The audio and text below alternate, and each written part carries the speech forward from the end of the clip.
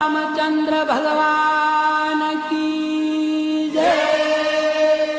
कृष्ण कन्हैया लाल की जय।